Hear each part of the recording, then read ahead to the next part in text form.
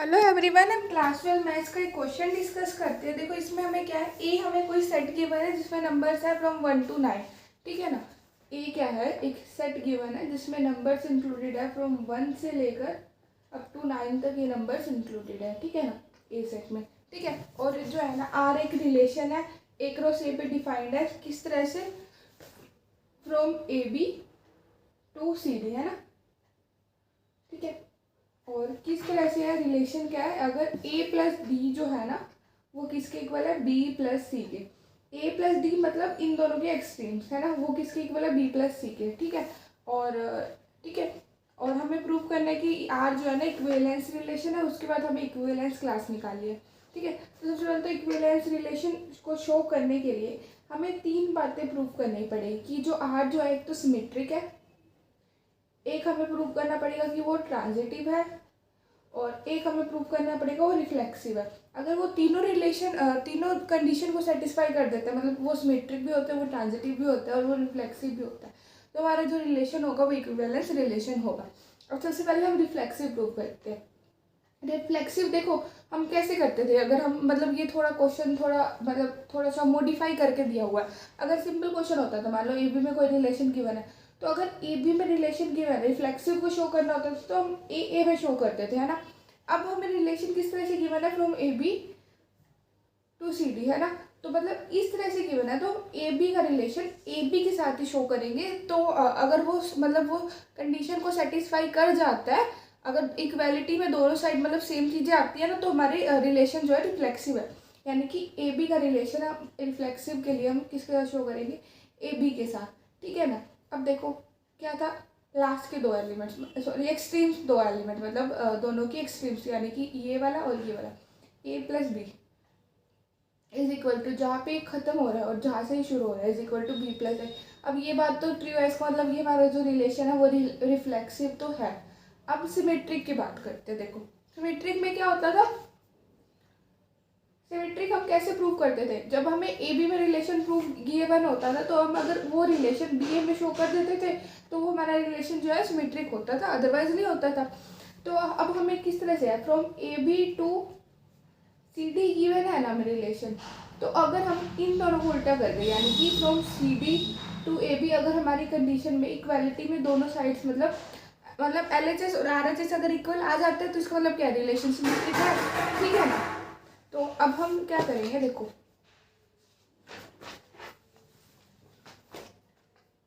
C D R A B, है ना।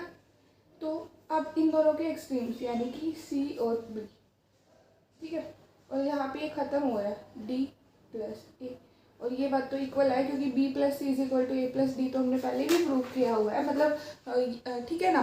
तो इसका मतलब क्या है कि ये सिमेट्रिक भी है। अब रही बात ट्रांजिटिव की, आप ट्रांजिटिव में हम क्या करते थे, जैसे ए बी में रिलेशन गिवन है, उसको हम ए बी और बी सी में गिवन होता था और हम जो है ना प्रूव कर देते थे कि ए सी में भी वो रिलेशन है।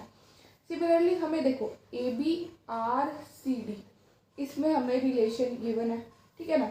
अब हम क्या करते हैं, जहाँ पे ख़त्म हो रहा है ना उसी से हम इसको शुरू करके ई एफ में कर लेते हैं। और अगर हम ए बी और ई एफ में ये वाला रिलेशन शो कर पाते हैं ना तो हमारा रिलेशन क्या ट्रांजिटिव है। ठीक है। उसको हम कैसे करेंगे, देखो सबसे पहले तो हमने क्या है, A B R C D, है ना। तो ये देखो ए प्लस डी मतलब इनके एक्सट्रीम्स, और जहाँ पे खत्म हो रहा है इज इक्वल टू बी, और जहाँ से शुरू हो रहा है प्लस सी, ठीक है ना। और रही बात C D R E F की, तो ये जहाँ पे मतलब इनके extreme that is C plus F is equal to D plus E, ठीक है।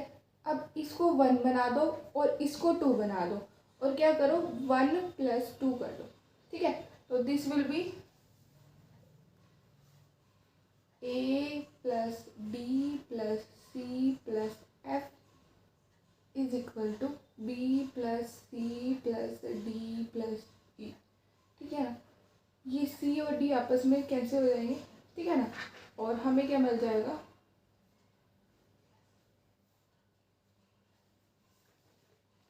हमें मिल जाएगा A plus F is equal to B plus E. मतलब कि क्या हुआ, रिलेशन फ्रॉम ए बी से लेकर हमने शो कर दिया फ्रॉम ई एफ तक, है ना। तो ये हमारा रिलेशन जो है ट्रांजिटिव भी है, ठीक है। ये मैंने आपको रफली करके दिखाया, मैं फेयरली दिखाऊंगी एग्जाम में आपको किस तरह से लिखना है, ठीक है। हमें यही बात प्रूव करनी थी। हम देखो हमने ए बी और सी डी में लिया, सी डी और ई एफ में लिया, इन दोनों बातों से हमने प्रूव कर दिया कि ए बी और ई एफ में भी है, ठीक है। अब हमें बताना है इक्विवेलेंस क्लास जिसमें 2 5 इंक्लूडेड हो। देखो हमने A B R C D था ना, लेट एक्स वाई कोई भी दो नंबर्स है जो कि बिलोंग करते हैं फ्रॉम ए क्रॉस ए से, ठीक है ना। तो एक्स वाई का हम एक तरह से हमें रिलेशन निकालना है फ्रॉम एक्स वाई का हमने रिलेशन निकालना है विद 2 5, ठीक है ना। तो अब वही हमारी कंडीशन लगाते हैं जो उसने गिवन थी इफ वाली, ठीक है ना। मतलब कि इन दोनों की क्या है, एक्सट्रीम्स को ऐड करना है। X plus 5 is equal to जहाँ पे ये ख़त्म हो रहा है वाई और जहाँ से ये शुरू हो रहा है वाई प्लस 2, ठीक है ना। तो this will be X is equal to Y minus में माइनस का 3 होगा, है ना। अब हमारे नंबर्स है ए में 1 से लेकर 9 तक, है ना। तो अब जो नंबर्स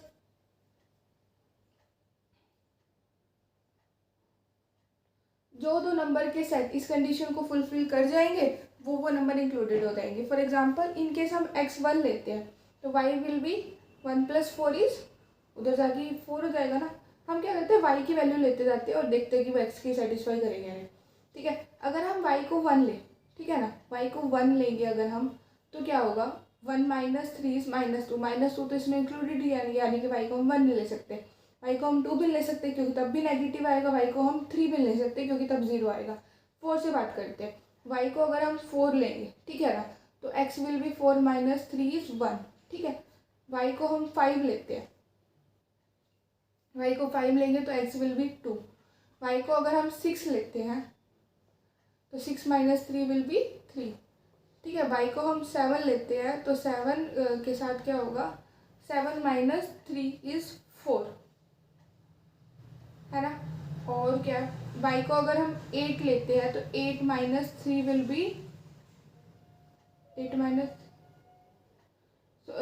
y को अगर हम 8 लेते हैं तो 8 - 3 विल बी 5, ठीक है। और y को अगर हम 9 लेते हैं तो 9 - 3 विल बी 6, ठीक है। मतलब इन सब में 3 का गैप है, इसलिए इक्विवेलेंस क्लास जो है ये हो जाएगी। अब तो ये तो मैंने आपको रफली करके दिखाया, एग्जाम में देखो आपको इस तरह से लिखना, R is an equivalence relation अगर आर जो रिफ्लेक्सिव भी होगा, सिमेट्रिक भी होगा, ट्रांजिटिव भी होगा। For all A B belongs to A, ठीक है ना, अक्रॉस ए, ठीक है। We have A plus B, देखो वही वाली कंडीशन देखो हमें गिवन थी ना कि एक्सट्रीम वाले दो एलिमेंट्स और जहाँ पे वो खत्म हो रहा है और जहाँ से वो शुरू हो रहा है, ये वाली कंडीशन सेटिस्फाई होगी।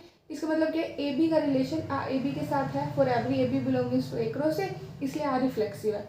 अब हम इसमें क्या करेंगे, उल्टी कंडीशन को सेटिस्फाई करेंगे, यानी मतलब कि हम A B R C D हमें गिवन है, हम C D R A B show कर रहे तो इसमें ट्रिक होगा, ठीक है। इसमें हमें क्या था कि ना हाँ ये बात हमने बताया नहीं कि ई एफ जो है ई एफ भी ए क्रॉस ए से बिलोंग करेगा, ठीक है ना। तो हम ए बी और सी डी में रिलेशन दिखाएंगे, लेके चलेंगे सी डी और ई एफ में ही रिलेशन लेके चलेंगे। हम शो कर देंगे कि ए बी और ई एफ में भी रिलेशन है, अगर हम शो कर पाते हैं तो वो ट्रांजिटिव भी है, ठीक है। तो इस तरह से हम शो कर देंगे ये रिलेशन जो है ट्रांजिटिव भी है। इसके बाद इक्विवेलेंस क्लास के लिए क्या होगा, X Y belongs to A cross A, ठीक है ना, और एक्स वाई का रिलेशन किसके साथ 2 5 के साथ निकालना है, ठीक है। तो अब एक्स वाई का मतलब ये एक्स वाई का, ठीक है ना। तो अब जो हमारी कंडीशन गिवन थी है ना वो इस तरह से थी, देखो A B R C D था, ठीक है, दोनों के एक्सट्रीम वाले एलिमेंट्स यानी कि A plus D is equal to B plus C, उसी तरह से हमने ये बना दी, ये वाली इक्वेशन बना दी, इसको थोड़ा सा सॉल्व कर दिया, जो जो नंबर्स इसमें सेटिस्फाई करेंगे वो हमने पुट कर दिए और इतने में हमारा क्वेश्चन सॉल्व हो गया। Thank you.